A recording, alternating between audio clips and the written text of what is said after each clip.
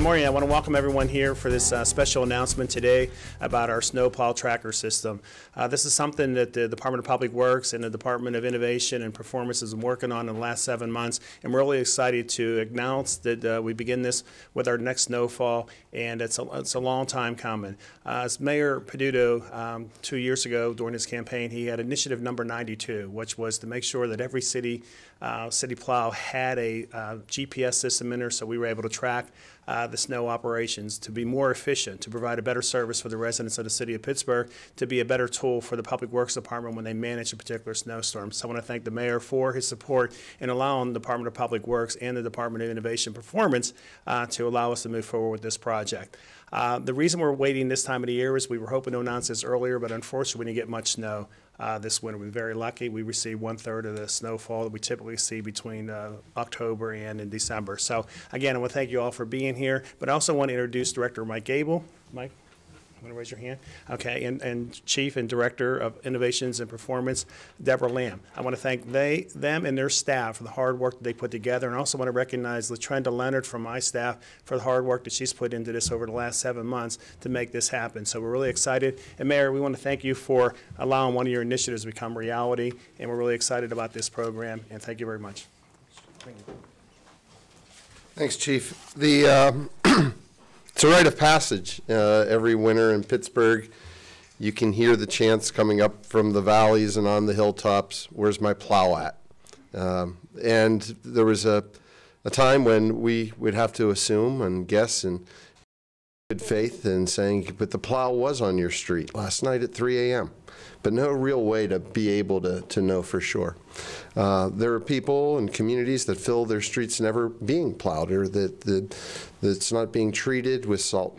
And what this new program allows is, for the first time, people in Pittsburgh have the ability to see the operations of our city in real time.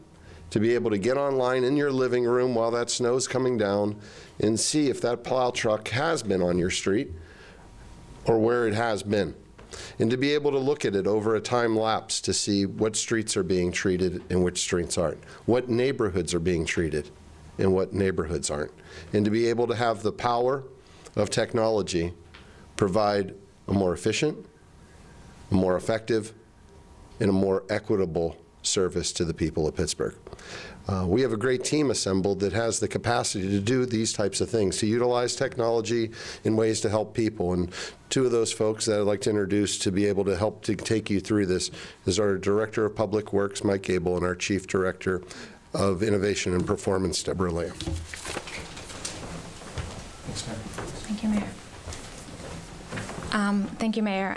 So first, I'd like to just announce that it's a really exciting time for both our respective departments to launch this. And while the focus is just the Snowplow Tracker right now, this just represents one of the several initiatives that Innovation and Performance is working very closely with Department of Public Works. And going forward, the change in role that Innovation and Performance has in the city, not just doing the technology per se, but working hand in hand, understanding the strategy and how the strategy can be supported with the technology. So this is the screenshot that you find on pittsburghpa.gov/snow, which is our comprehensive snow resource center, which includes the tracker. But I just like to take time to show you that this is the one-stop shop for all your snow needs or snow questions to support the residents and citizens of the city. So it includes the overview of information, but I also like to announce the winter snow levels, which means that you citizens will be able to know that when Director Gable sends out different levels to notify how to deal with the streets, what the messaging in terms of snow and ice removal and the hours of time. It also includes a pretty comprehensive level system, which will drive a lot of the snow and ice removal conditions. Next, you have the Snow Angels program for those that aren't able to remove snow on the sidewalks themselves, followed by questions on the snow removal ordinance and the street classification. So suddenly it's all ingrained with this one website to showcase all the different features of snow, along with FAQs and connected press releases. So for the first time, you have 311 that's connected, so you can tweet out or ask questions on phone calls or send an email on any snow and ice questions that are non-emergency related. You can find out what your street is classified as, what level you are undergoing at that point in time. You have the weather to correspond with the change in conditions and the corresponding community events within Snow Angels. So all comprehensive within the Snowplow Tracker to support that Snowplow Tracker going forward. And this is important to note that at the end of the day, the Snowplow Tracker is a really important tool and technology, but it's not just the release of this one technology. It needs to be supported by additional communications, additional networks to support it. And this is just that joint research of us going forward.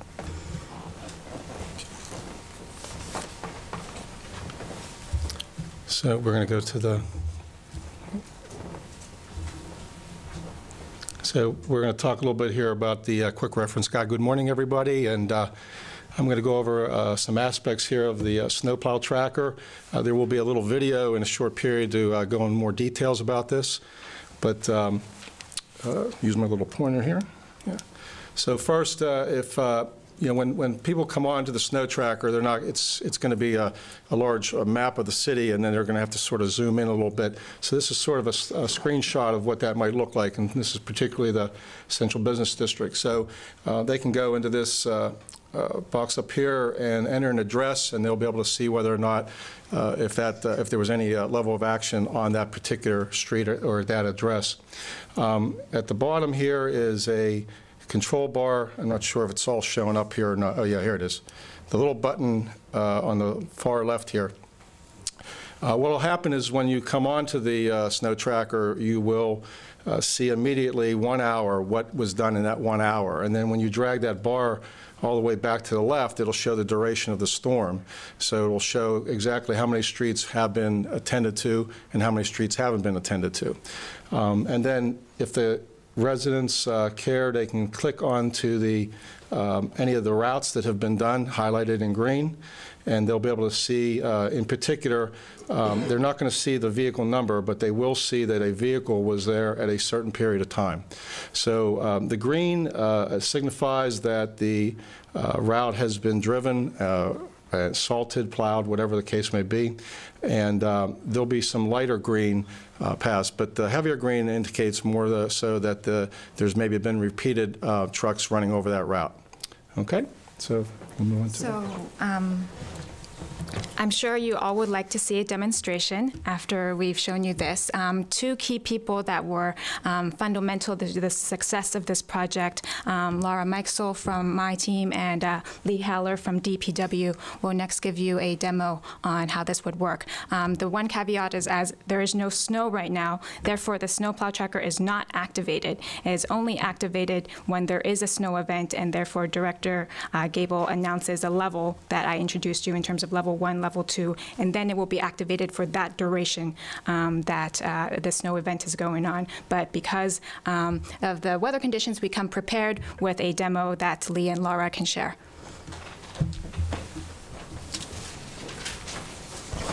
Okay, thank you, everybody. As Chief Lamb mentioned, the next thing that we want to do is just show a demonstration of the Snowplow Tracker in action during one of the recent snow events that we had in the last couple of weeks.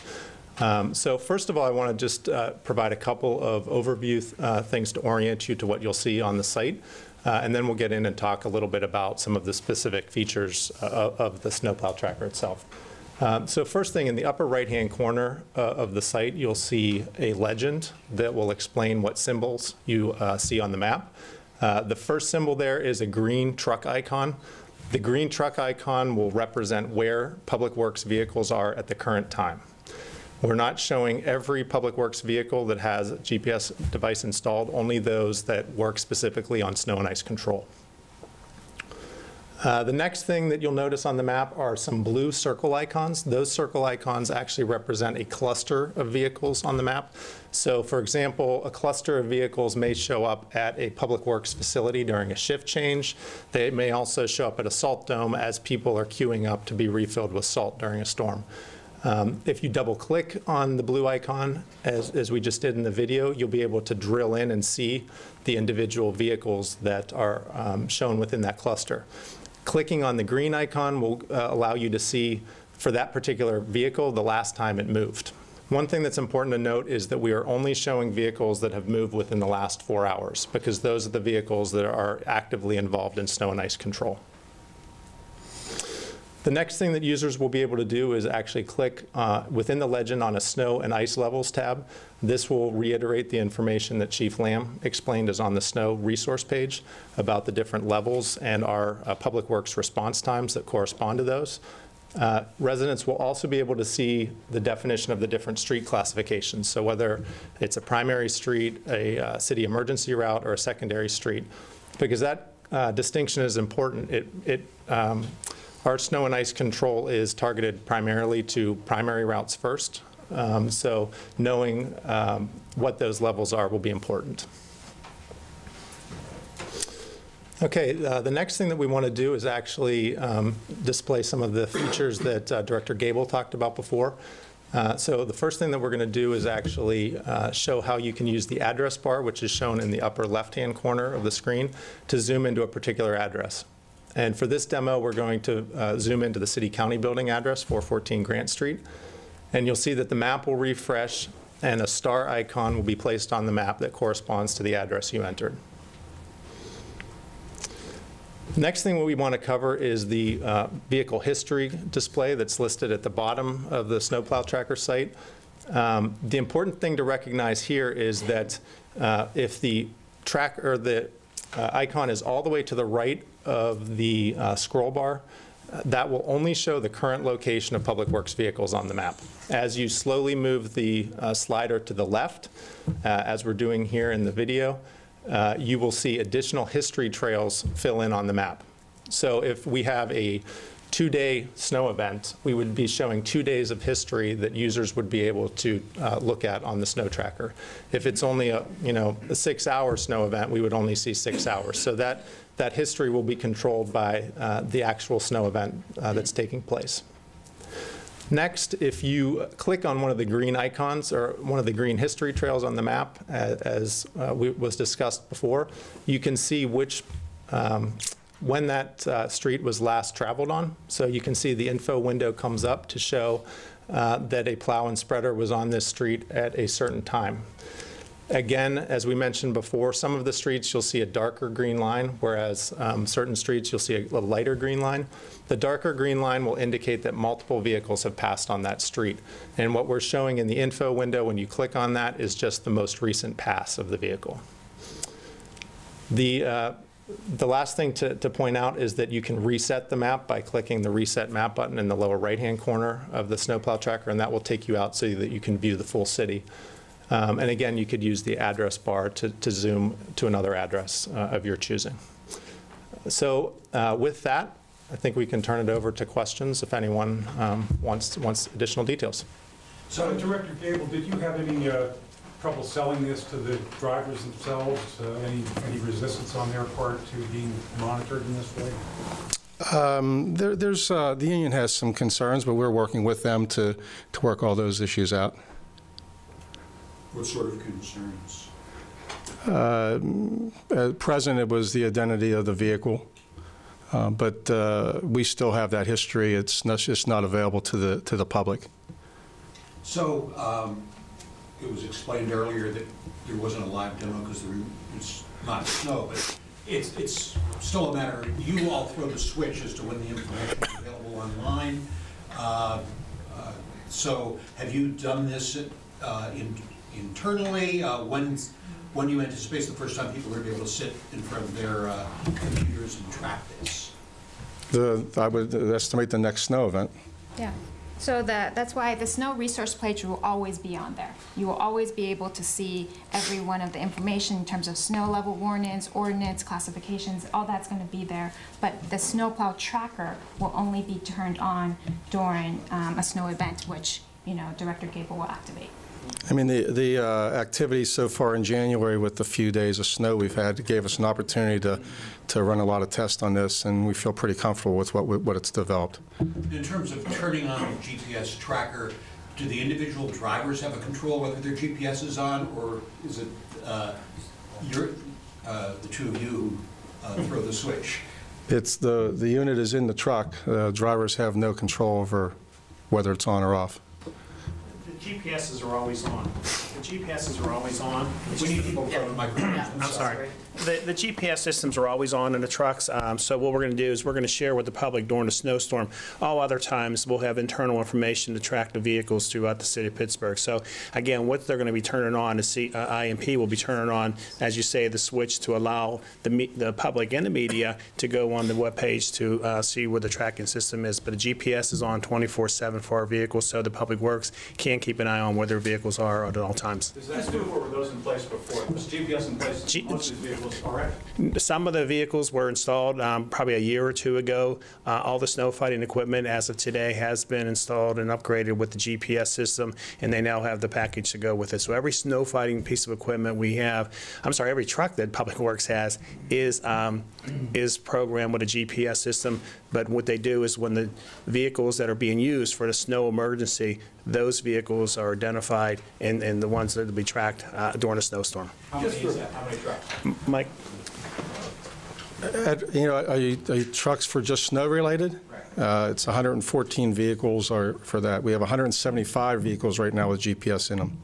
Just for a point of information, how many miles of city streets are there? They maintain 1,200 miles of city streets. That's counting the 1,200 miles includes some state-owned roads. Yes. State and county roads too.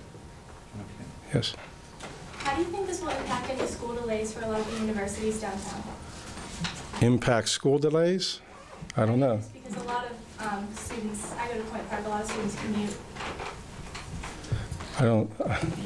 Well, that is a very good question, and that's why you have the Snow Resource Center. For so if students are concerned about their commute or have any questions, they can at any point look at the level warning if it's up, and obviously if it's a level 1, they should be a bit more careful. It's a level 2, they should plan accordingly.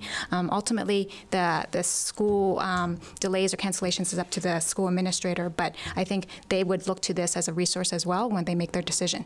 Now, I guess the snow event begins when the trucks go out. Is that what constitutes a snow event? No, it's, for instance, I'll use last Sunday as an example. We had snow Sunday into Monday. We put the tracker on starting at 10 o'clock at night. And as you know, through the night, through the day, mostly it was just rain. But we were able to track the history of that when our trucks were out. So, we turned, I guess, I don't know what the duration of that was, but it's based on when we get our weather reports, the estimated time. We also do look at the IntelliCast for information there also, and then we'll set the tracker to start in accordance with when we're supposed to get weather.